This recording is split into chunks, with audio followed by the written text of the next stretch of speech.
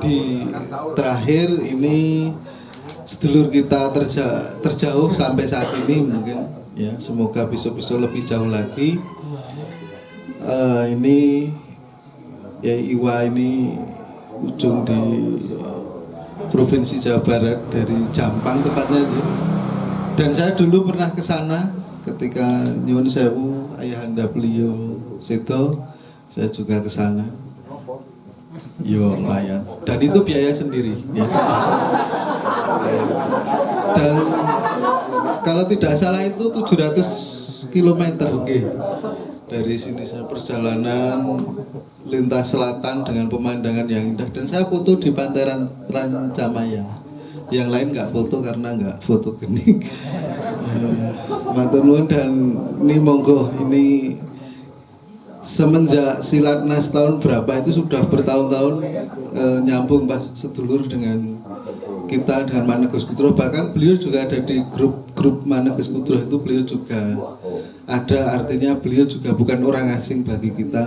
Mungkin yang 1, 2, 3 yang belum begitu mengenal, nanti juga sama Gus Asbid derek juga raketung sithik nggih dipun tepangaken, dikenalkan lagi juga. Monggo ajeng respon dan sebagainya, bebas-bebasnya sak cukup-cukupnya. Monggo dumateng Yai.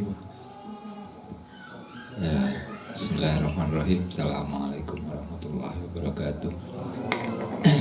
Bismillahirrahmanirrahim. Alhamdulillah. Wal khairu wasyarru bimasyiatillah. Apa ya? Ini saya sebenarnya tuh sudah hampir 2 tahun ya puasa, nggak pegang mic. Ini mungkin buka puasa ini. Buat teman-teman keluarga besar saya, keluarga Manegus Kudro, alhamdulillah kebahagiaan tersendiri bagi saya bisa berkumpul kembali di sini. Kerinduan yang lama pada dia. Buat guru kita semua, Pak Amron, buat nih Marja untuk ilmu agama. Ini Gus asli nih, Gus Asbid, semoga beliau berkenan terus menemani kita semua dalam riungan-riungan yang selanjutnya. Saya Iwa lahir di Jampang Kulon. Jampang Kulon itu Sukabumi bagian selatan. Jadi kalau dari Jakarta tuh kira-kira 6 jam perjalanan. Kalau dari sini ya mungkin 12 ya, 12 jam perjalanan. 12 jam perjalanan itu kalau pakai ongkos sendiri. Kalau diongkosin biasanya lebih murah karena nggak banyak pikiran. Saya baru tahu ada jadwal MQ ini tadi di Godean, di tempat teman kita. Awalnya saya cuman mau silaturahim, jadi maaf banget kalau dandanan saya seperti ini.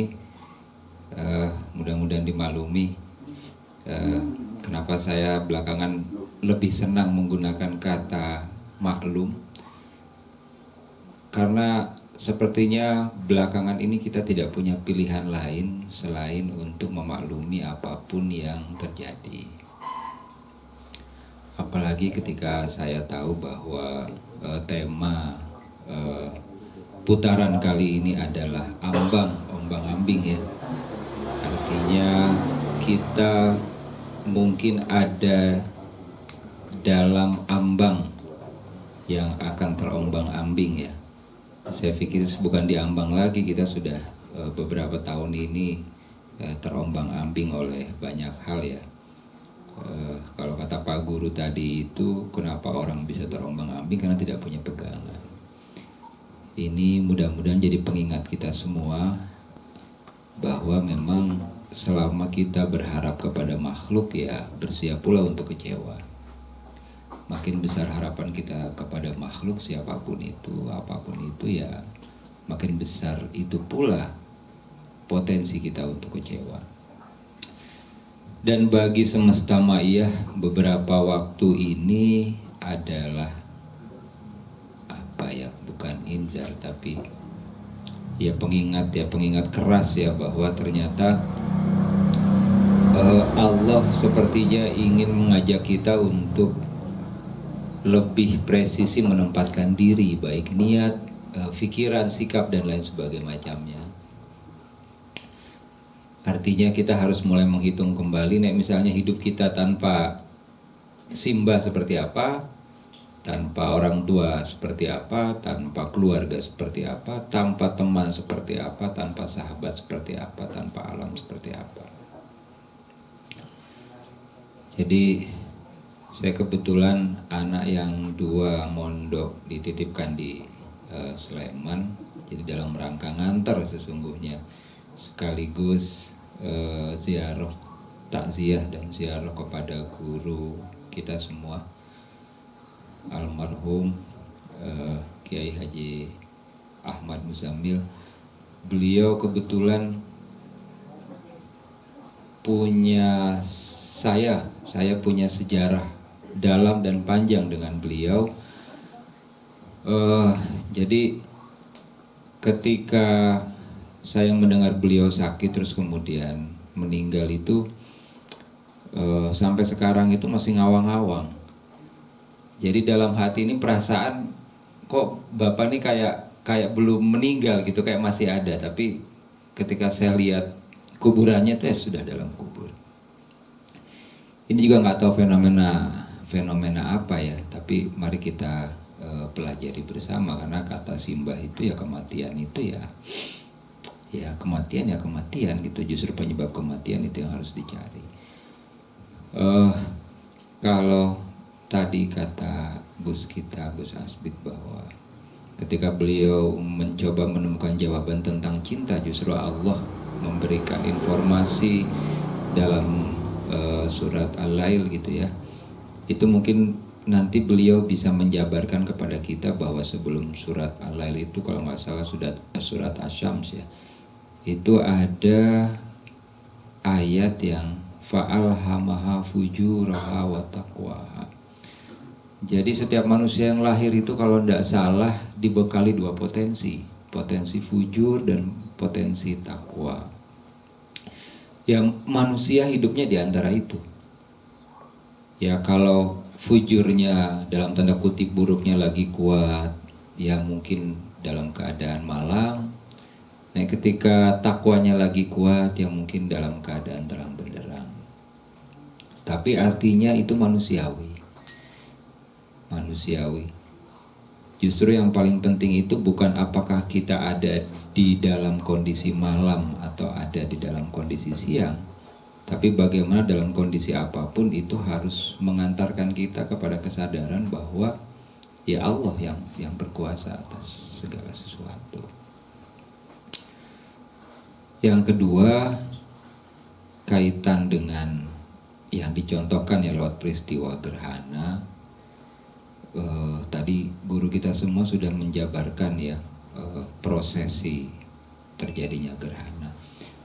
Saya meyakini, sama dengan guru kita semua meyakini, bahwa apapun yang diciptakan oleh Allah di dunia ini punya pola. Semua berpola, termasuk hidup kita masing-masing. Meskipun misalnya nama kita berbeda, pribadi kita berbeda, tidak ada yang sama karena kita dilahirkan dari orang tua yang berbeda, di daerah yang berbeda, di waktu yang berbeda, di jam yang berbeda, di detik yang berbeda, ya di zaman yang berbeda, di tahun yang berbeda. Tapi semua ini punya pola. Makanya dalam khasanah Jawa maupun Sunda, itu orang-orang tua kita dulu itu punya ilmu hitung-hitungan yang amat sangat kuat. Yang kemudian bagi sebagian teman-teman kita itu entah dibid'ahkan, dikhurafatkan dan lain sebagainya macamnya.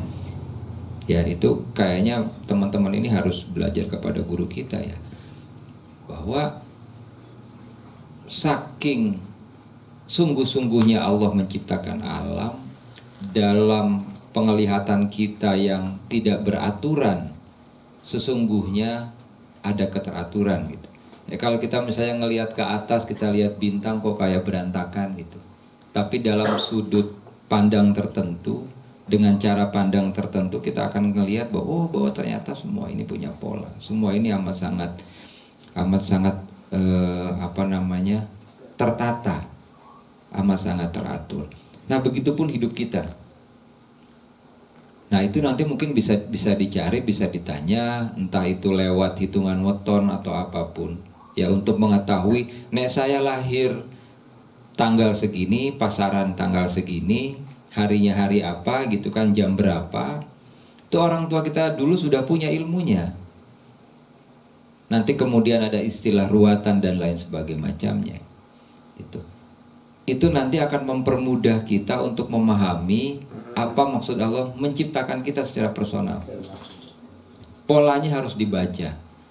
Nah, kalau misalnya kita sudah memahami siapa diri kita dan pola yang berlaku terhadap diri kita, itu mudah-mudahan akan mempermudah kita membaca pola yang lebih luas. Apa? Pola zaman, pola semesta. Nah, kalau sekarang kita memasuki zaman yang semuanya serba membingungkan, ya. Orang sudah tidak lagi paham mana utara, mana selatan, mana hak, mana batil, semua sudah tercampur aduk gitu. Untuk mempermudah melihat itu, kita harus lihat polanya. Oh, ini kira-kira siklus berapa ratus tahun, berapa ribu tahun gitu. Seperti misalnya gerhana yang kemarin tanggal 26, itu kalau nggak salah per 195 tahun. Nah, kita bisa pelajari terakhir kejadian gerhana itu, ya, itu apa saja yang terjadi sebelumnya dan sesudahnya. Jadi artinya ketika kita melihat pola tersebut sambil kedua kita tetap meyakini bahwa tidak ada ketetapan Allah yang buruk, itu insya Allah kita tidak akan mengalami hidup yang terombang-ambing. Yang ketiga,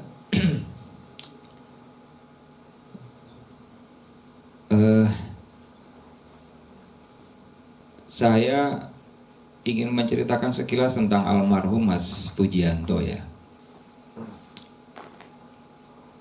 Ini wasilah silatnas kedua pertama ya waktu itu ya, kedua.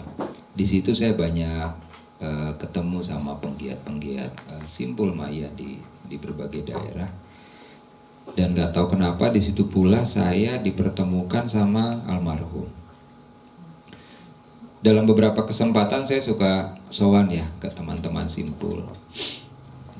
Dan nggak tahu kenapa saya merasa rumah saya di sini. Saya sering kali menyampaikan itu di sini.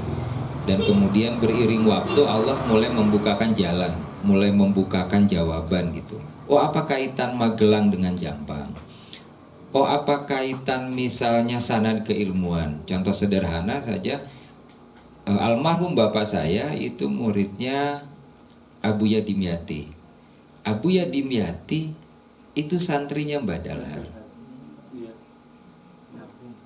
Jadi saya banyak melakukan perjalanan sama teman-teman MK, ya. Itu kita banyak membuka tabir-tabir itu. Artinya ternyata kita dipertemukan saat ini itu ada maksud. Nah, mencari maksud Allah mempertemukan kita itu yang mudah-mudahan menjadi cicilan agar kita lebih memahami hidup ini. Itu. Nah, Mas Pujianto ini dia kebetulan orang Pemalang asli, tinggal di Pemalang kota, yatim, tinggal berdua sama ibunya buka warung nasi. Mas Pujianto ini yang saya tahu ya, itu amat sangat hobi untuk menemani teman-teman yang lain. Dari mulai anak sekolahan, pengamen jalanan gitu ya, sampai pemandu karaoke dan lain sebagainya macamnya. Hingga kemudian beliau ini dan juga pola yang sama terjadi di beberapa teman-teman yang lain, jarang sekali memikirkan kehidupan pribadinya. Nah, Yang bikin saya hari ini tuh tambah nelangsa itu kok ya, kenapa Allah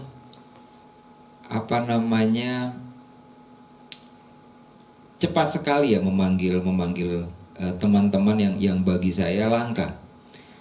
Dan meskipun saya tidak pernah ngalami mondok, saya waktu sekolah juga paling nakal.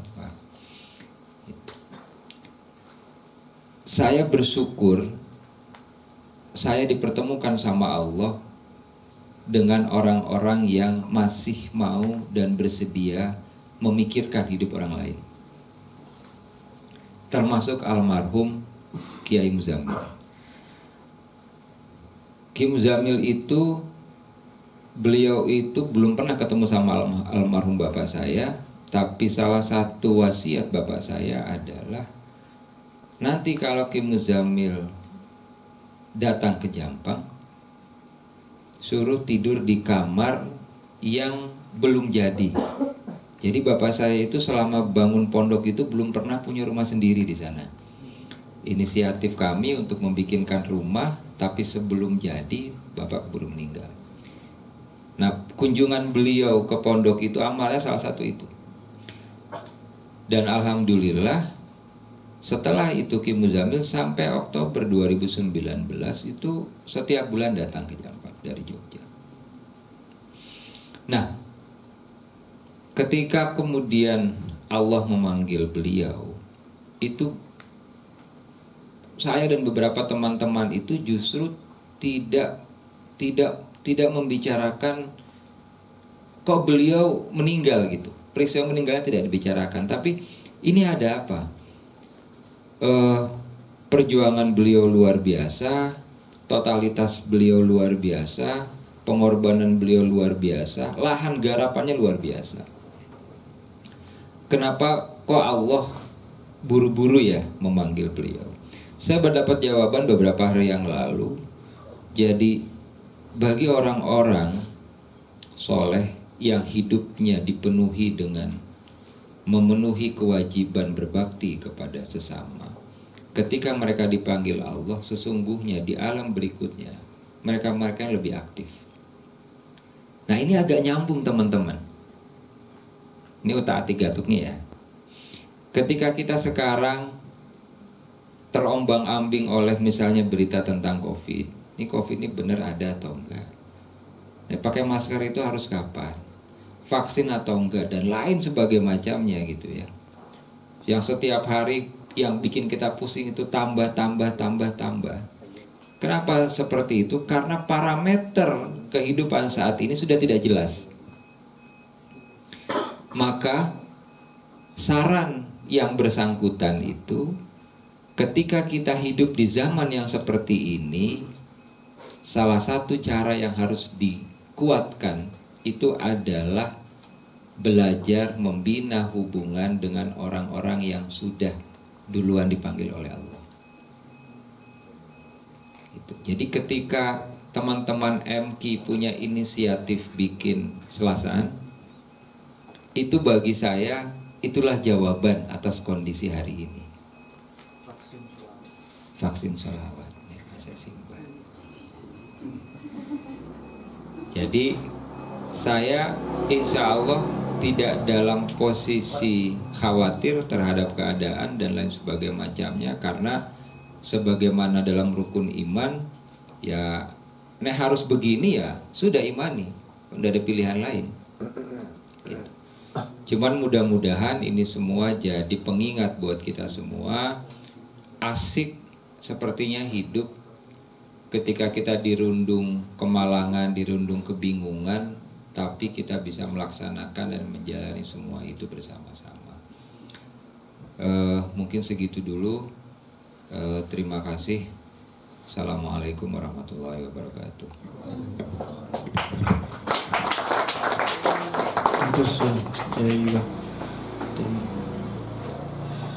Saya tadi menyaksikan ini benar-benar menunggu panjenengan untuk berbicara. Jadi berbukanya panjenengan pakai mic ini memang benar-benar diharapkan karena begitu khidmat teman-teman mendengarkan.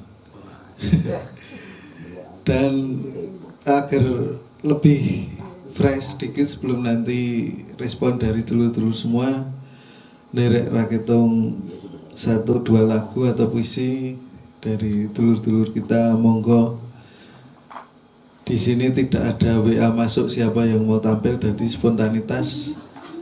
Nyuwun sewu Mas Aam atau Mas Topan sinten niki? Nggo nganu menganu suasana apa jenenge niki? Mbak Kiki ya, sama duet sama Pak Ida mungkin dengan ada gitar. Dari tadi kelihatannya merancang mengkomposisi. Nanti biar sambil teman-teman yang lain juga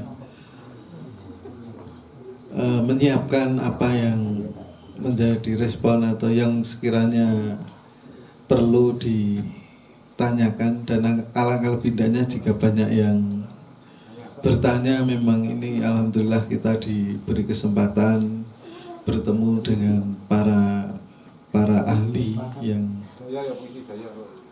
daya juga ada ya. Oke, monggo nanti bergiliran. Persiapan sini Mbak Pak Ida, Mbak Kiki mungkin langsung saja ke sini. Mau apa bilang Pak Dadi? Kan ya dulu Pak Dadi. Pak Ida kan bukan siapa-siapa. Punya puisi baru ya. Bilang Pak Dadi dulu, iya. Saling dulu sama yang di depan. Cepat lari. Ya. Derek diantar Pak Ida, diiringi juga boleh. Kan kita tak tes nganu pola pikirnya. Oh iya. Ayo saya saling Berarti dulu semua. Sudah salim jur matur. Kan polanya, nah pola uteke ini. Iya.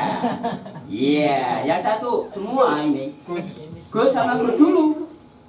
Boleh kan? Boleh belakangan apa kok?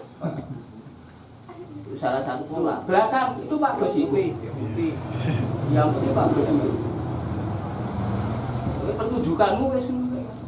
Bila Pak Dadi suruh ngapain? Daya. Pakai mic. Daya. Bapaknya itu. Monggo Pak Dadi dibantu. Ya. Tapi mundur kan ada Pak Amro. Ini. Dirupke. Aku jadi gitu ya iki ya. Jule nglindur. Judulnya apa ya? Melindur. Apa dulu? Pak kan dulu. Mulai kan tadi. Oh, Budi kok ya?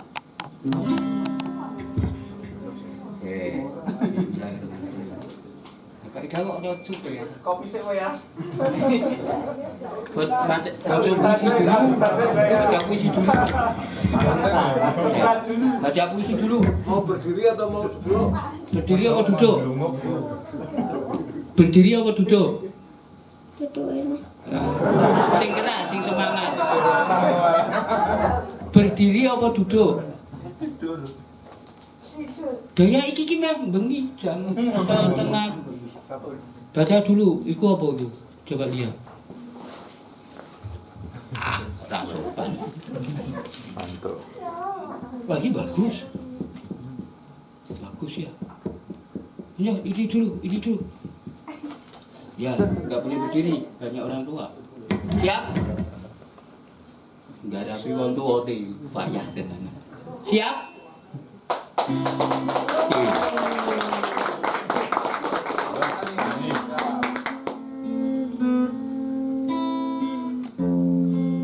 Keras lo ya.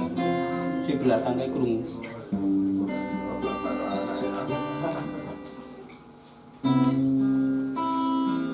Impian yang akan kurai. Karya Pribumi Daya Langit.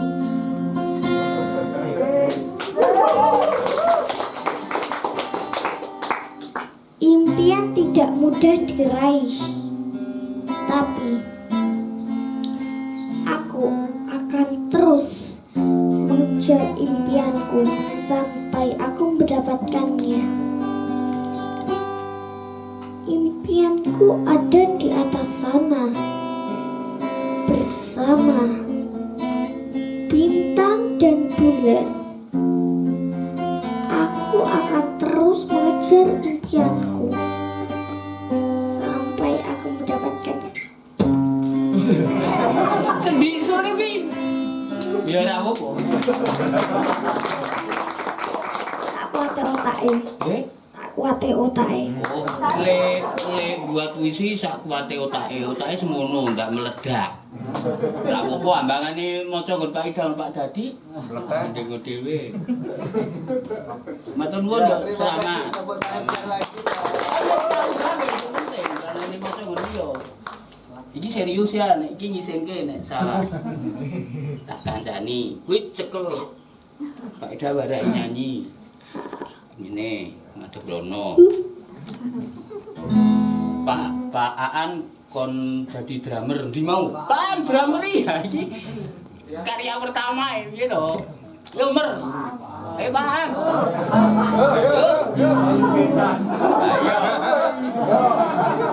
Ayo nek ra ono daya sing dibuli awake dhewe ra wani pentas. Oh, Pak Ida sing buli lho Pak, aku buli Pak Ida. Nek ra kae dibuli, oh daya bagus, daya ada kok. Pak Ida ora ngerti nek buat ono puisi kok panjang tenan. Apa judulnya? Impian yang akan kurai. Kudune iki impianku. Ngono lek, impian. Tapi kan suka-suka. Ora ono peraturan nih. Sekarang ini dadah. Supiro. Indah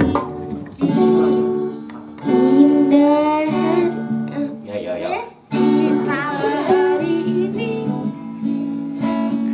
berbunga rasa hati. Gitu. Ayo Pak, drummernya siap. Kayaknya Pak. Jalankan orang. Dendeng dia. Nek sing ketendeken D. Kok ngono. Indah hari ini berbunga rasa hati. Kita jumpa saat ini kau kembali. Ah, betul. Saiki ono introne. Ya cepet dong. Yo.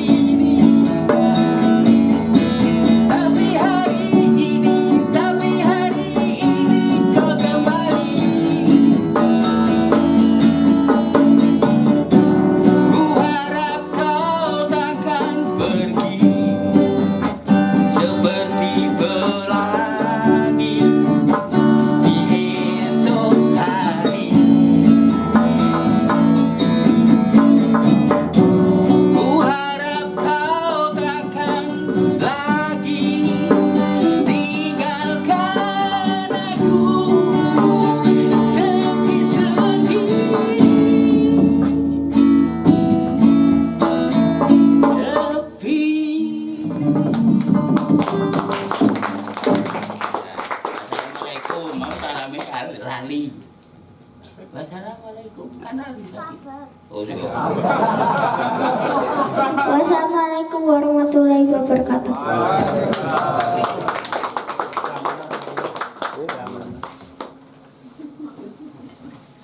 Nek latihan ketesu tegak sore gue ya. Ada wis sing ngurus latihan aku lagi. Ayo kan sekali-kali bapak kan oleh memaksa anak, nek anak nggak boleh memaksa bapak toh. Biarin. Jadi terima kasih Pak Ida dengan Mas Dayang putranya yang telah menyegarkan suasana malam hari ini dan dengan lagunya yang mungkin dalam beberapa minggu ke depan segera viral jika tahu YouTube. Jika di YouTube kan mungkin ini nganu.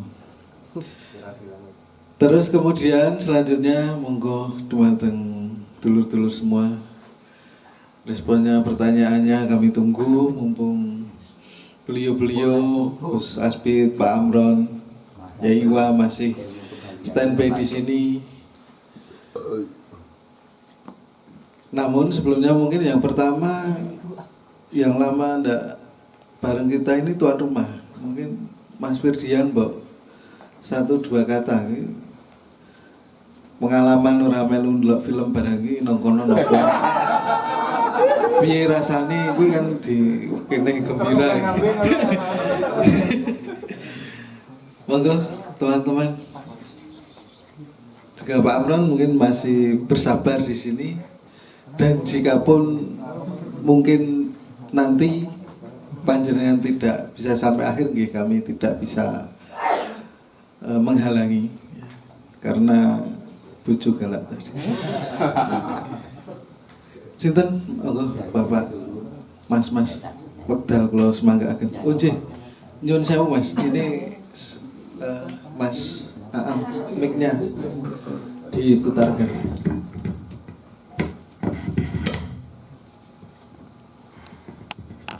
Nggih, ngapunten. Tadi kalau menangkap dari Pak Amron itu ada sabar dan syukur. Itu adalah respon kita terhadap apa yang kita hadapi saat ini. Nah, yang kulo ketahui niku Gusti Allah, kita tidak tahu mana yang baik untuk kita menurut Gusti Allah dan mana yang buruk untuk kita menurut Gusti Allah. Jadi ketika kita dihadapkan pada sesuatu itu, apakah kita harus sabar atau syukur? Sedangkan yang menurut kita nikmat itu belum tentu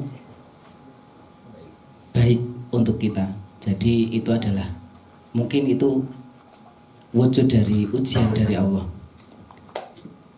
Begitupun sebaliknya ketika kita dihadapkan pada kesulitan, mungkin itu belum tentu itu adalah ujian, tapi mencegah kita pada keburukan yang lainnya. Nah, kita tidak tahu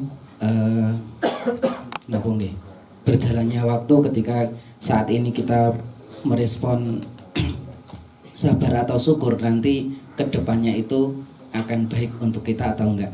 Nah, pertanyaannya adalah bagaimana kita bisa mengkonfirmasi bahwa sesuatu itu baik untuk kita, lalu kita respon dengan sabar atau syukur. Niku yang kedua, tadi kita sudah sholawatan, sudah tahlil, membaca yasin dan sebagainya, yang itu merupakan sunnah dari Rasulullah. Lalu kemudian ada kita ngeteh, bukan ngopi, jadi itu bukan, mungkin tidak ada hadisnya dari Rasulullah. Jadi itu satu dari sekian sunnah yang sudah kita lalui. Jadi mohon pemaklumannya, Gus. Itu saja. Matur nuwun. Terima kasih.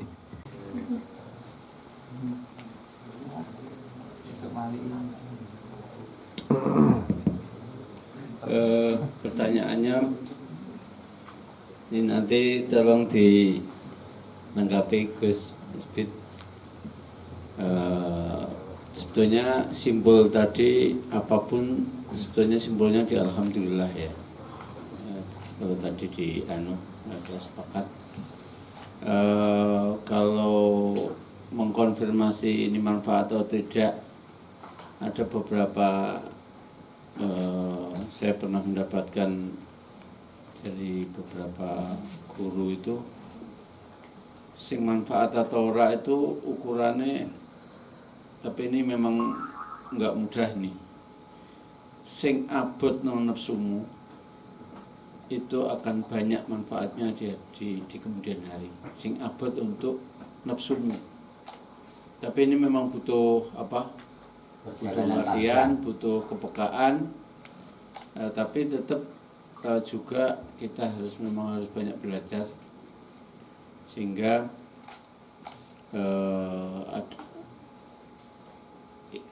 kalau masalah konfirmasi ini jadi manfaat atau tidak, yang paling dikonfirmasi pertama memang secara syariat itu sudah yang kayak apa. Kalau secara syariat baik, tapi kadang-kadang yang baik itu kalau kita bisa kualitasnya lebih tinggi lagi, itu yang berat oleh apa namanya, nafsu. Tapi ini untuk kelas ya. Kalau untuk ya sepenting enjoy nambe cedak lu Gusti Allah, itu sebetulnya itu yang level yang ringan-ringan saja. Tapi bagi yang ingin menuju cepat dan semakin peka terhadap fujur dan takwanya tadi itu, pengkonfirmasiannya itu memang kalau sudah tingkatannya yang fuadun tadi ya. Kalau tadi saya sedikit nggak berbeda hanya berbeda tinjauannya saja. Kalau tadi tingkatan hati ada yang pertama kalbun ya, yang kedua tadi apa? Rinun, yang kemudian yang ketiga fuadun. Kalau yang saya pahami konstruksi hati itu sedikit berbeda, tapi yang penting kita hanya aplikasinya saja. Yang paling luar ibarat salak itu, yang paling luar itu soter. Soter itu mengakses ke panca indera, energinya adalah nafsu. Ukurannya hanya seneng po abot. Nek seneng ya karpe dilakoni. Nah, tetapi harus dikonfirmasi kepada yang kedua yaitu kolab. Kolab itu hubungannya dengan akal. Dia yang menentukan baik atau buruk, kolab. Kemudian tentang kemanfaatan dan sambungnya kepada Allah itu pada fuad. Fuad itu kalau di beberapa sumber yang saya pahami itu seperti kalau teknologi sekarang itu seperti modem yang akan mengakseskan ke Allah Subhanahu wa taala. Sehingga falhamaha fujuraha wa taqwaha, ilham itu maksudnya ke fuad tadi. Misalnya ada azan, Allahu Akbar, kemudian Allah ya ini kok wis anu. Nah, itu berarti seter atau kolab atau fuad itu tadi. Misalnya ada azan, Allahu Akbar, suaranya kok apa? Pales misalnya. Itu apa itu? Nah, itu seter karena kita mengukur enak atau tidak dari kuping. Kemudian energinya adalah nafsu. Nafsu itu mengukurannya enak atau enak. Tapi kalau kemudian kita mengatakan, oh, iki wis sisa atau iki.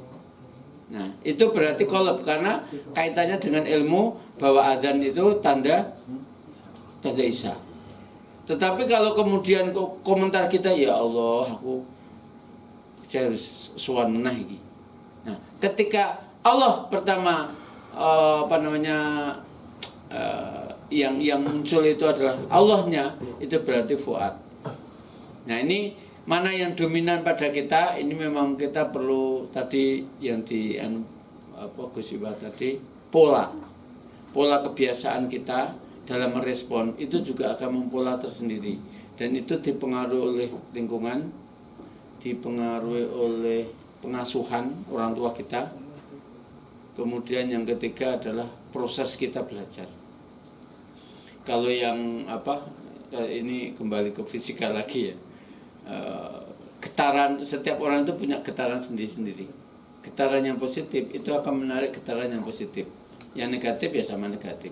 Sehingga kita memang perlu sekali menggetarkan energi yang dekat dengan orang yang gus-gus, yang baik-baik, supaya kita terasah frekuensi yang baik. Coba kalau kita, tapi ini memang saya tidak menyalahkan saya yakin teman-teman Manages Kudroh sudah punya mindset sendiri, artinya kumpul karo siapapun itu sudah punya jati diri. Tapi yang saya katakan tadi, tergantung kumpulnya sopo itu bagi orang yang belum mempunyai pegangan. Jadi tinggal koncone sopo. Maka kadang-kadang sifat seseorang itu tinggal dilihat koncone sopo. Itu secara alamiah saja. Oleh karena itu termasuk untuk masalah tadi dikaitkan dengan konfirmasi itu juga ada konfirmasi yang secara fuad. Nurani nanti akan bicara iki apik poro. Tapi paling tidak yang paling sederhana kalau pakai tasawuf ya sing abot nang nafsu itu akan bernilai lebih tinggi. Tapi tetap dibimbing oleh syariat. Monggo dilengkapi Gus.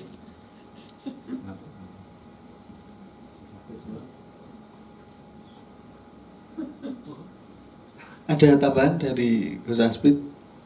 Melengkapi Gus. Saya khawatir nanti saya kira. Pakai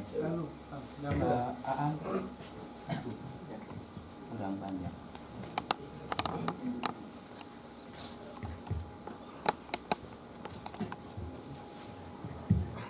Langsung banget nih ngapunten nih.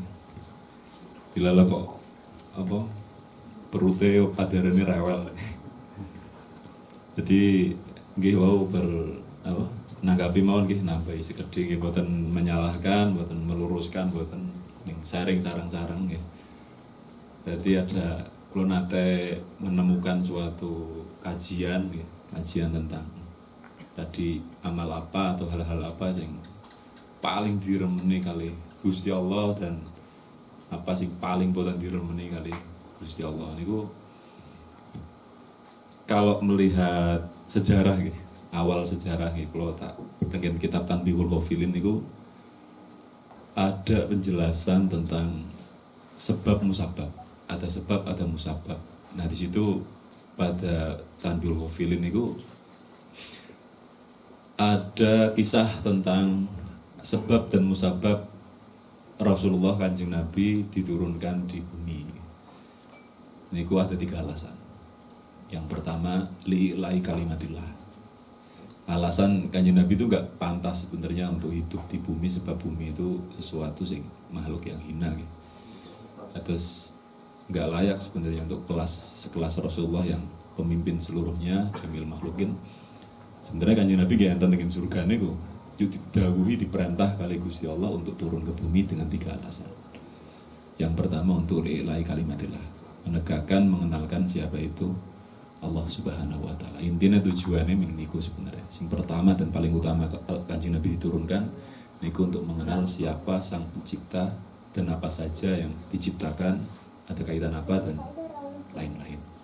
Itu yang pertama. Kemudian yang kedua alasannya niku likasratil asnam. Untuk memecah berhala. Berhala itu kita melihat dari sejarah dulu kan patung gitu. Patung. Tapi yang namanya perintah dari Allah Subhanahu wa taala untuk Kanjeng Nabi itu kontinu sifatnya. Jadi tak angen-angen ki saiki wis kayane penyembah berhala wis longko gitu. Berhala apa iki? Berhala sing keras. Berhala patung kan sifatnya keras gitu, karena bebatuan. Apakah ini bisa diartikulasikan ke pemikiran yang keras atau hati yang keras? Dan Kanjeng Nabi perintah untuk memecah itu biar enggak qaswatul qulub paling nggih niku masuk kalau tak teliti ini. Yang kedua, yang ketiga, nah ini yang tadi dipertanyakan, dibahas. Perintah yang terakhir niku wasilatil arham, untuk menyambungkan seluruh seluruhnya gitu. Gak cuma antar manusia ke manusia tapi juga manusia ke makhluk. Jadi hubungan makhluk antara makhluk ke makhluk ya, hadis alal qadim nanti di situ dibahas. Jadi takaran yang diteliti istiqra oleh para ulama dan aku ingin nge-share niku takaran sing mayoritas entah dari kitab-kitab dan hadis dan lain-lain bahwa hitungan makhluk atau seorang hamba atau suatu amal yang sangat Allah sukai niku simple sebenarnya. Bisa bermanfaat bagi orang lain niku. Iku suatu hamba sing paling diremeni kali Gusti Allah. Manfaat napa mawon manfaatnya. Semisal nggih ada orang sing ngapunten iki lek bahasa-bahasa kaum putih biasanya iki. Itu ada orang sing orang-orang atasan atau ada orang-orang sing baik lah dalam profil kita, beliau orang baik. Itu beliau menyifati bahwa kemanfaatan itu ya kudu menjaga kewajiban, harus takwa, nggih, dan lain-lain. Kalau melihat di situ tinggi, gitu. Tapi takarannya Gusti Allah itu enggak, rahmatnya Gusti Allah itu enggak seperti itu. Intinya ada seseorang yang bermanfaat untuk makhluk lain, gak hanya manusia. Itu paling diremeni kali Gusti Allah. Contoh semisal, hal sekecil apapun, misal ada semut, nggih, ada semut sing minta tolong berenang-renang di atas air dan kemudian kita menolong itu. Itulah nggih ngersane Gusti Allah itu manusia yang bermanfaat bagi siapapun dan apapun. Itu wis takaran hamba yang sangat Allah sukai.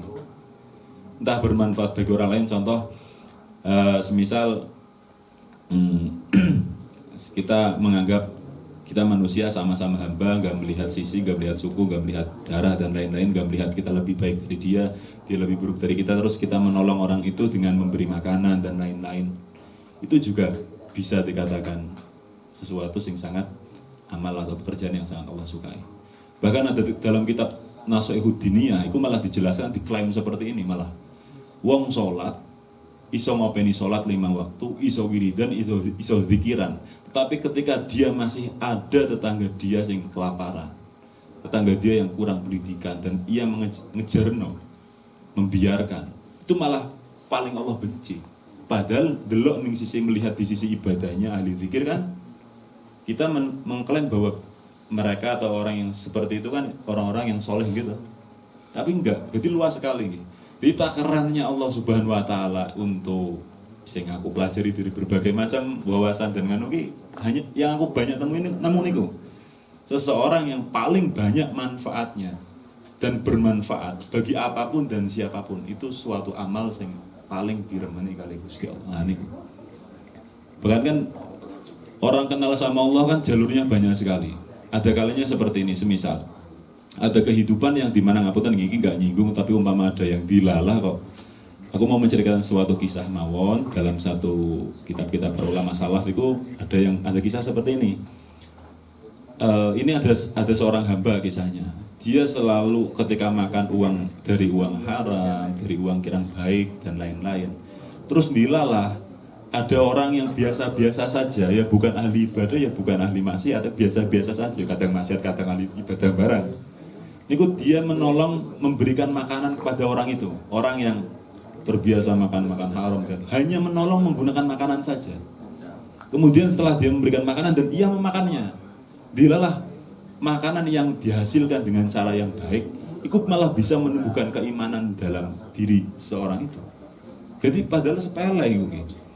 Jadi hidayah ki, wah masya Allah, beraneka ragam jenisnya dan kelembutannya itu macam-macam, malah latifahnya itu banyak sekali. Jadi intinya takarannya seperti itu, nggih, yang sing manfaat itu nggak memandang apakah dia harus alim, apakah dia harus kaya, harus nggak ada pengen ngerasane Gusti Allah itu nggak ada keharusan seperti itu, nggak. Kalau semisal contoh nggih dibahas sih, umpama bermanfaat berarti punya barokah yang banyak. Contoh misal kalau barokah, masalah barokah hanya untuk orang Islam. Misal ngoten, kita punya statement, punya pemikiran seperti itu, punya misal kita tak contohkan gini. Misal pembuat pesawat terbang lah, mayoritas non muslim gitu. Pembuat singgawe kapal mabur pesawat itu mayoritas non muslim. Kemudian orang-orang Islam itu haji nganggo pakai pesawat tempur gitu.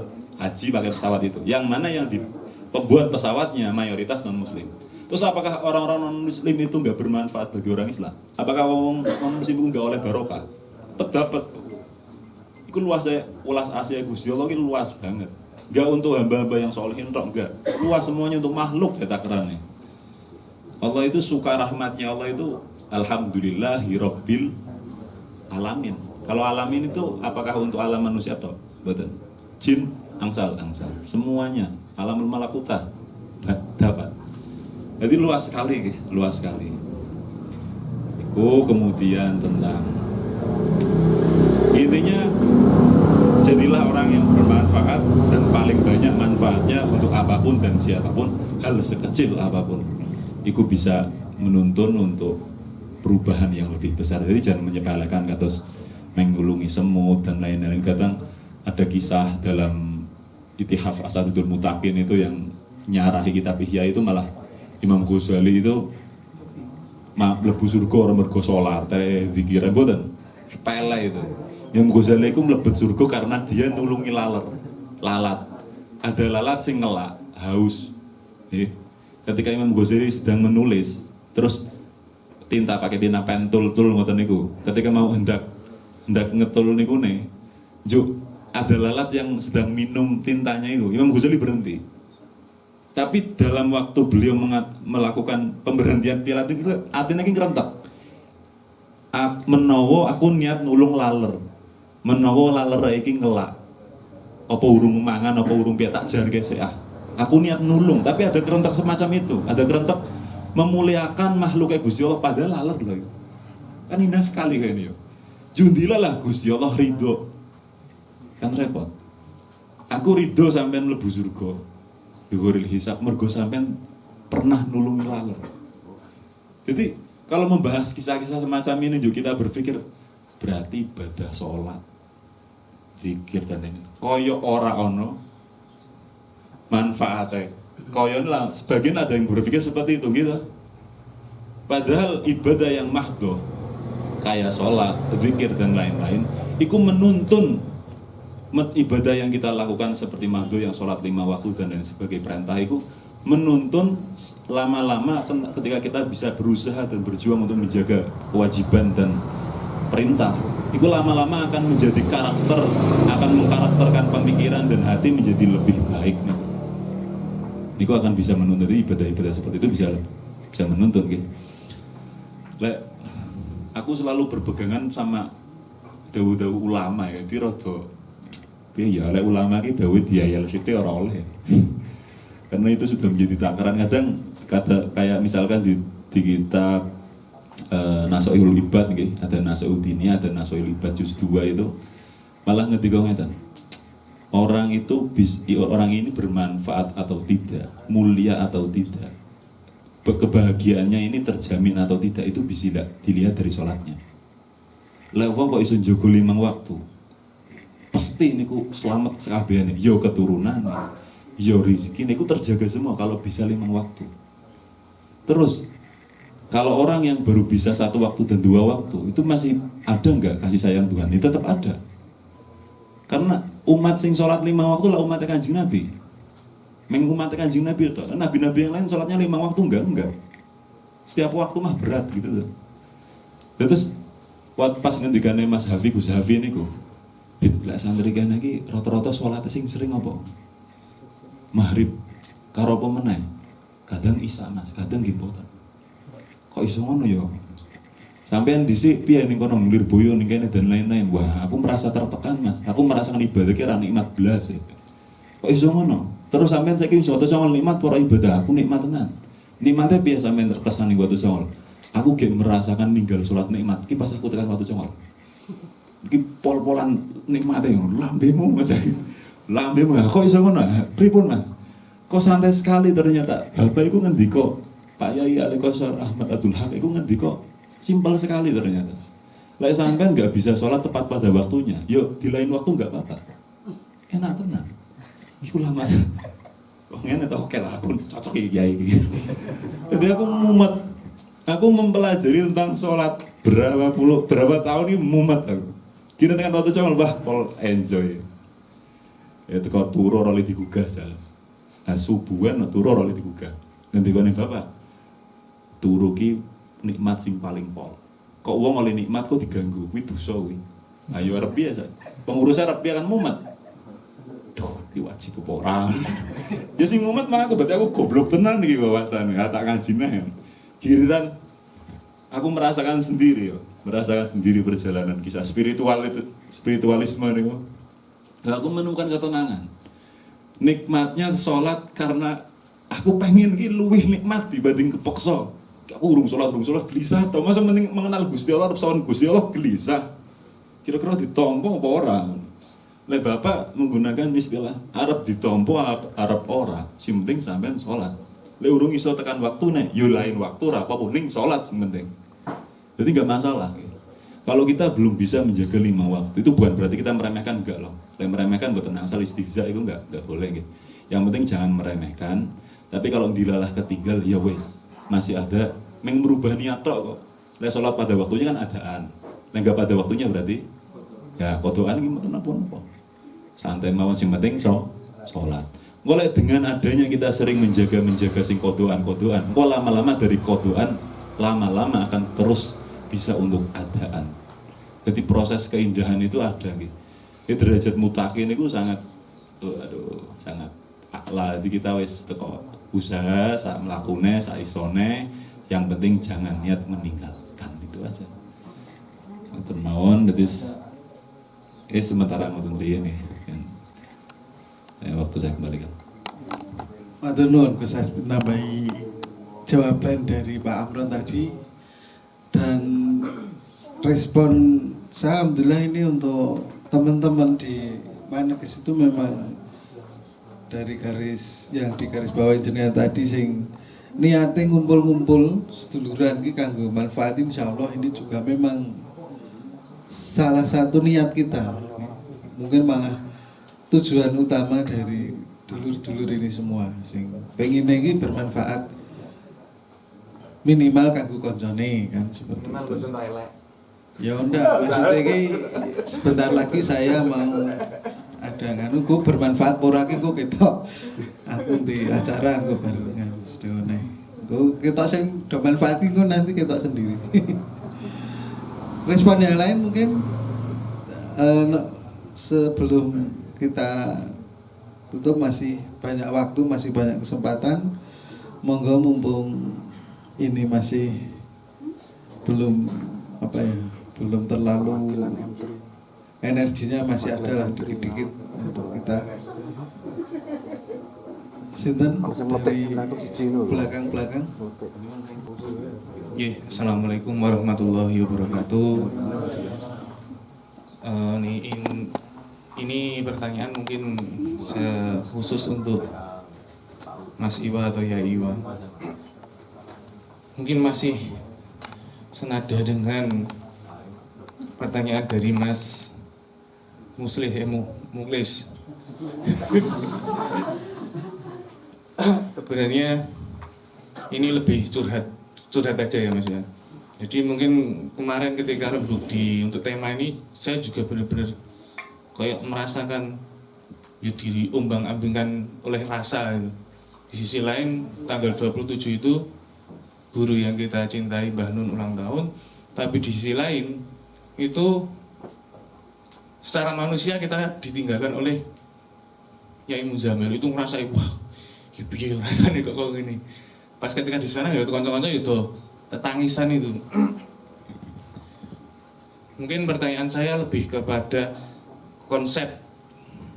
Kalau secara komunal ya Mas ini ada konsep kayak si Mbah Hil sering menyampaikan, ada apa-apa yang kita alami itu ada konsep ini jadi peringatan, hukuman atau apa atau istijot ya dibiarkan kita itu. Dari awal pandemi itu kita sudah ditinggalkan oleh orang-orang yang kita cintai. Seko Mbah Nur Somad Kambang, kemudian ada Kiai Muzamil, ada guru dari guru kita Mbah Umbulandu Paranggi. Di tahun ini bener-bener ngerasain rasane iki ngrantes yo nangis yo kadang guyu ngasih rasane kok kaya wong kentir nih. ini sebenarnya menurut kacamata Mas Iwa ini secara komunal Ma'iyah ini sedang diperingatkan, dihukum atau ujian, dan bagaimana cara memaknainya ini. Mas Iwa, begitu saja Mas Iwa. Matur nuwun.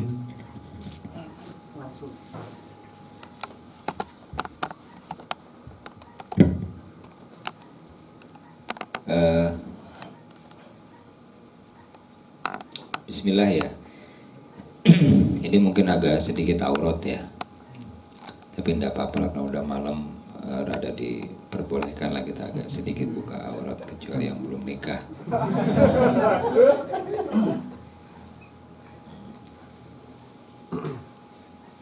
Dalam sebuah hasanah thariqah dan tasawuf itu ada pembahasan gini Mas, bahwa yang namanya risalah dan nubuwah itu sampai akhir zaman itu akan tetap ada. Itu satu. Yang kedua adalah risalah dan nubuwah ini karena apapun ketika turun ke alam dunia, dia butuh sebab, gitu ya. Dia butuh media. Karena kita diciptakan sebagai manusia, dan manusia sama Allah sudah ditetapkan menjadi khalifah, maka baik risalah maupun nubuwah itu akan diturunkan kepada manusia. Ini kita tidak sedang mempermasalahkan bahwa Kanjeng Nabi adalah Rasul terakhir ya. Ini antara risalah dan Rasul. Katanya dalam kajian tersebut, dari 11 tahapan itu 3 tahapan terakhir seseorang yang akan kemudian dilantik untuk mendapatkan risalah itu akan mengalami ditinggal oleh orang-orang yang disayangi.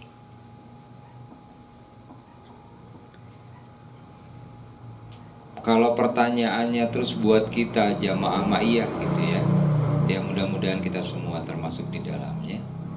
Apakah ini ujian? Apakah ini peringatan?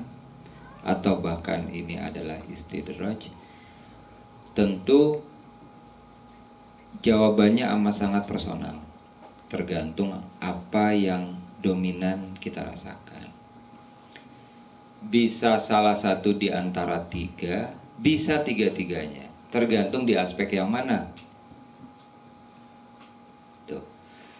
Tapi karena alam ini harus berjalan dalam keseimbangan, maka antara baik dan buruk itu tidak bisa dipisahkan. Antara yang dirasa enak dengan yang dirasa tidak enak itu tidak bisa ditolak. Artinya kalau mau ngalami terang benderang ya harus ngalami malam. Mekanisme alamnya seperti itu. Lantas apa sikap kita kemudian? Yang saya tahu gini, hadiah terbaik itu katanya nasihat, dan nasihat terbaik adalah kematian. Ya, ketika ulang tahun Simbah dengan meninggalnya Ki Muzammil itu di tanggal yang sama, kan kita bisa nih ya sedikit menghayal gitu ya. Ini Simbah ini sedang diberi ujian atau sedang diberi hadiah. Nah, kalau buat saya, ya ini semua adalah peringatan juga, ujian juga, hadiah juga. Peringatan bahwa jangankan kita gitu, wong Simbah saja harus ngalami sesuatu yang mungkin jauh-jauh lebih terasa berat. Artinya ini peringatan buat kita semua untuk latihan, ya cukup Allah. Mau apapun yang kita hadapi, sesulit apapun, ya itu bentuk latihan Allah. Latihan Allah buat kita. Latihan yang dipersiapkan Allah untuk kita. Terus sikapnya seperti apa ya? Kalau menurut saya sekarang itu ya harus belajar selepas mungkin, Mas. Harus belajar ikhlas. Saya belakangan tuh suka ketemu sama Polan ya. Saya beberapa kali ngobrol sama teman-teman itu, kalimat yang keluar adalah la khaufun alaihim walahum yahzanun. Ya, kemudian kita banyak membahas tentang definisi ikhlas itu. Ada yang bilang ikhlas itu capek di badan tapi asik di hati, dan lain sebagainya macamnya. Jadi saya pikir betul kata Pak Guru tadi bahwa ya simpul dari hidup itu ya alhamdulillah ya, sebenarnya ndak ada syukur, ndak ada sabar, yang ada hanya syukur. Karena sabar itu nanti tolong dikoreksi, Gus. Yang saya tahu definisi sabar itu adalah menghindarkan diri dari respon yang kita tahu di kemudian hari akan berakibat buruk, itu sabar. Misalnya saya disuguhi berbagai macam makanan. Salah satunya misalnya kopi, minuman ya, kopi. Sedangkan saya tahu bahwa saya agak kurang cocok dengan kopi. Saya punya pengalaman buruk lah dengan kopi, entah mungkin pencernaan saya kurang nerima atau lain sebagainya macamnya. Nah, sabar itu adalah ketika saya tidak meminum sesuatu yang saya tahu ketika saya minum itu akan berakibat buruk. Jadi sabar itu tidak saja berlaku bagi sesuatu yang tidak enak. Atau misalnya saya suka air putih, itu kan halal, thayyib gitu kan. Tapi kemudian saya israf, berlebihan, saking saya sukanya. Nah, sabar itu ketika saya tahu batas. Oh nih, kalau batas saya minum air putih adalah misalnya 3 gelas sekali minum, jangan sampai 4 gelas. Sabar. Jadi artinya selama ini mungkin kita salah menempatkan sabar. Kita selalu mengidentikan sabar ketika menghadapi sesuatu yang tidak enak. Padahal untuk sesuatu yang enak pun itu harus disikapi dengan sabar. Pokoknya apapun pilihan respon kita yang menurut ilmu dan pertimbangan hati kita akan berakibat buruk di kemudian hari, tidak dilakukan, yaitu sabar. Nah, syukur ya itu sikap utama. Itu mungkin agak jelimet jawabannya ya, karena saya juga dalam kondisi bingung juga kita semua. Tapi ya saya tadi mikir waktu di belakang ikut yasinan gitu ya, ini sebenarnya maunya Gusti Allah itu nyiptain manusia sebanyak ini tuh apa gitu. Toh akhirnya semua akan kembali kepada Allah gitu. Akhirnya saya berpikir ngapain pusing gitu, mau baik kayak mau buruk kayak, toh ujung-ujungnya ilahi rojiun gitu. Terus kita ini apa sih Mas? Terus kita gaya-gayaan mikirin gimana penderitaan simbol, penderitaan kita yang sudah pusing gitu kan. Tapi ya itulah kita. Itu kan rahmat. Tidak semua orang dikasih rasa seperti itu. Rasa itu anugerah. Tidak semua orang tua itu dikasih nikmat sayang sama anaknya. Tanya yang sudah punya anak. Ada momen-momen di mana kita seperti tidak sayang kepada anak. Jadi kalau ada orang tua perhatian kepada anaknya, itu bukan sesuatu yang kita tumbuhkan, enggak. Rasa, jentikan ide segala macam. Itu kalau bahasa Gus tadi adalah ya hidayah. Meskipun hidayah ada beberapa jenisnya. Jadi ya sudahlah, ya kita sekarang jalani apa yang bisa dijalani. Nah, kalau saya tidak perlu terlalu membahas apa yang sekarang terjadi di luar sana, toh kita mikirin juga nggak akan ada manfaatnya buat mereka. Karena begini Mas, alam yang sekarang kita jalani, kita alami ini, alam yang sudah tidak mungkin lagi diperbaiki oleh manusia. Sepintar apapun, secanggih apapun tidak bisa. Kenapa?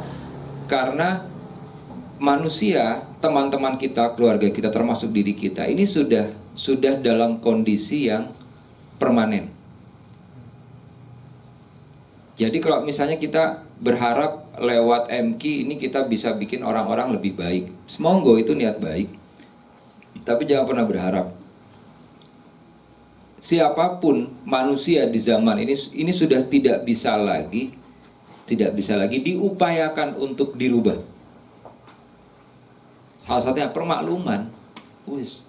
Yang paling penting kita aman terhadap diri sendiri, mengamankan sekitar kita, ya nandur kebaikan dimanapun, ya monggo mau hasilnya seperti apa, udah selesai menurut saya, tanpa harus pusing-pusing kita, monggo negara mau apa, karena ya sekarang sudah bukan lagi ritme yang diatur oleh manusia. Kita masuk di fase di mana ya sudah alam yang mengambil peran. Monggo maunya alam gimana, maunya Allah lewat alam seperti apa. Mungkin sementara seperti itu, Mas. Matur suwun. Ya, terima kasih ya Iwa atas jawaban dari pertanyaan Mas Aam tadi. Dan ini mungkin juga tidak hanya untuk Aam sendiri, ini semua mungkin juga sudah iso nggambarke kondisi dari teman-teman semua, bahwa tadi yang poin yang paling masuk itu dan juga yang baru saya mengerti itu bahwa ternyata sabar itu tidak hanya ketika sedang dalam kondisi sedih atau apa, justru bersabar itu adalah dalam keadaan terhadap sesuatu yang enak pun harus bersabar. Pantesan sesuatu yang enak we do nganti sabare kaya ngono ora lek di.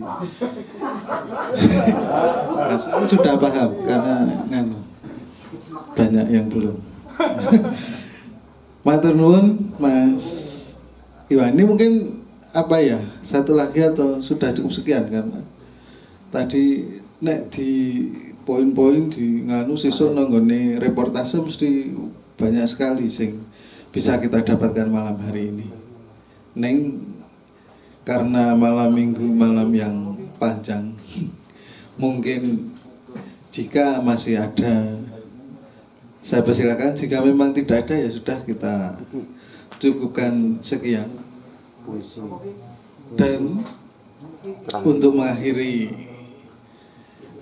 acara pada malam hari ini, kita tutup dengan pembacaan puisi. Jadi dari Mbak Kiki, biar ada kesetaraan gender, ada suara perempuan yang membangkitkan gairah.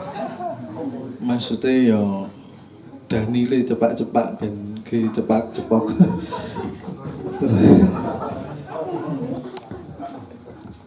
Kemudian nanti derek juga salah satu dari beliau mengakhiri acara malam hari ini dengan ditutup dengan doa. Monggo kula sumanggaken sinten baik Gus Asbid maupun Pak Amron, ya Iwa.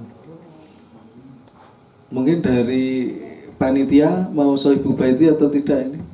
Oh iya, nanti sudah doa juga Sohibu Baiti. Untuk itu kepada Mbak Kiki, monggo untuk puisinya. Aku dan kamu. Kita hadir dengan perbedaan, persamaan yang menjerat kerinduan dini hari. Terangmu dengan berlena, menunggu sarapan tersaji. Sementara aku bergegas menyiapkannya. Tapi terhubung dengan bentangan getaran yang sama dalam ruangan terbuat dari hening riuhnya ilmu dan kasih sayang. Aku dan kamu saling melepas, mentawakalkan segala peristiwa pada duka yang terus berpindah-pindah. Kadang di sawah, pasar, kantor, keheningan, bahkan tantrumnya diri.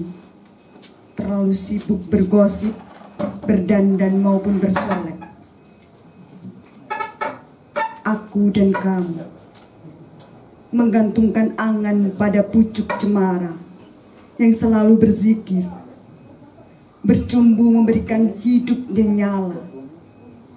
Biarkan semesta bekerja, terbawa hembusan angin, tergulung ombak, hingga batas ambang pada dahi dan bumi tak berjarak. Sang guru berkata, nasab dan nasib kita telah menjadi sepasang sendal menemani langkah kaki berpergian kemanapun usia meminta. Omah Maneges 5-6 Juni 2021. Terima kasih. Assalamualaikum warahmatullahi wabarakatuh. Terima kasih Mbak Kiki. Untuk itu sebelum kita akhiri, mati.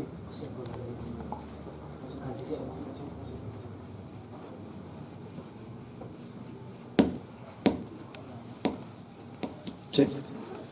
Sebelum kita akhiri, 1-2 menit dari masing-masing beliau ini untuk memberikan ya semacam statement akhir lah, kampanye Cororodo keren nih untuk khususnya terhadap pertemuan malam hari ini.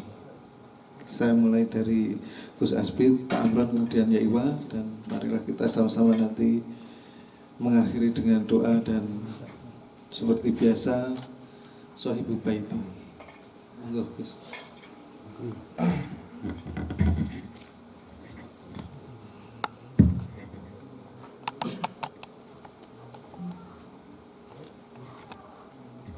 Apa nggih? Bingung malah kula.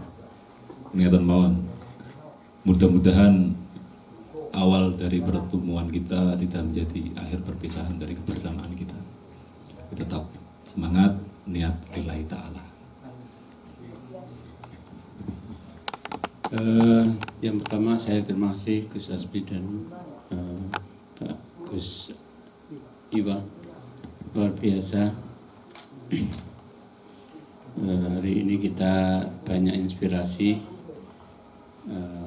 Saya yang mungkin ini paling tua, tapi saya hari ini mendapatkan banyak hal kearifan-kearifan yang muncul dari generasi yang luar biasa. Dan saya sangat optimis kalau kita bisa meniti jalan dengan berpegang kepada kearifan-kearifan yang itu sudah dirintis oleh para alim ulama, yang itu bukan sekedar ucapan, tetapi betul-betul melalui satu proses. Yang kedua, proses bersabar itu adalah nilai yang sangat tinggi. Bahkan rasa bersabar untuk membesarkan kita ketika baik di perut ibu kita kemudian sampai merawat, itu menjadikan doa ibu itu menjadi sangat luar biasa karena proses bersabar itu, sehingga seberapapun yang kita lakukan untuk orang tua tidak akan pernah bisa melebihi atau menyamai aja, nggak bisa. Karena kita yang tidak bisa dikalahkan itu adalah bersabar menderita, bersabar berkesulitan untuk sebuah harapan keberadaan kita yang dikasih oleh Allah Subhanahu wa Ta'ala. Semoga ini saja yang bisa saya sampaikan. Sekali lagi terima kasih, mohon maaf atas segala kekurangan saya. Assalamualaikum warahmatullahi wabarakatuh.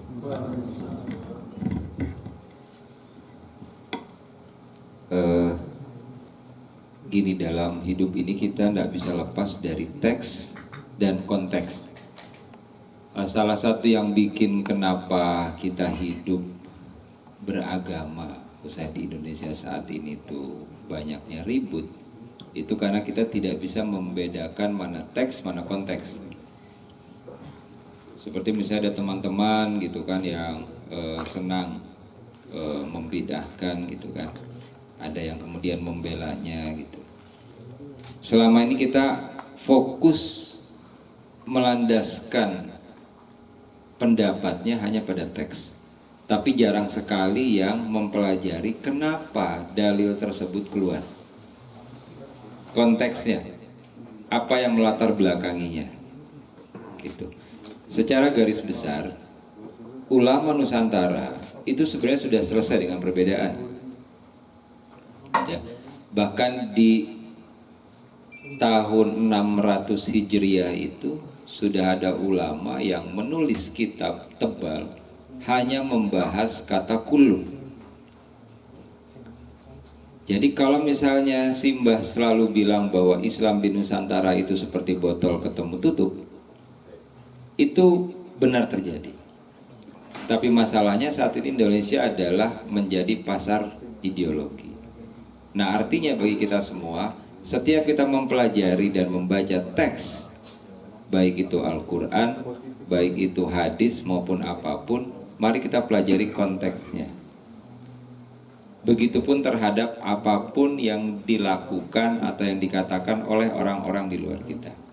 Mudah-mudahan dengan kita memahami konteks, kita lebih memahami apa maksud Allah menghadirkan kita di alam ini. Terima kasih, saya mohon maaf. Terima kasih sekali. Assalamualaikum warahmatullahi wabarakatuh. Suwun, Gus Asfi, Pak Amron, Mas Wah. Sekali lagi kita berikan tepuk tangan cinta kita untuk beliau bertiga yang alhamdulillah mungkin bisa jadi ini salah satu dari beberapa sekian rutinan kita sing paling khusyuk, sing paling banyak sekali ilmu-ilmu yang menjadi wawasan baru kita, sing iso gawe inspirasi sing luwih nyes, luwih ngeng untuk kedepannya. Karena mungkin kemarin-kemarin kita belum cerotok bingung akeh, banyak sekali juga perdebatan di sekitar kita, tapi alhamdulillah malam ini pelan-pelan sudah mulai terjawab, dan kita juga semakin mantap bahwa nek urip kuwi kanggo manfaat wong akeh itu, kita semakin yakin bahwa itu adalah tujuan utama kita. Untuk itu Mas Aam sudah siap dengan selaku operator tetap Manegus Kudro. Untuk itu monggo kita jumeneng sesarengan nyuwun Gus Asfi doa kula semanggaken atas permintaan dulur-dulur semua. Dan Gus Iwan.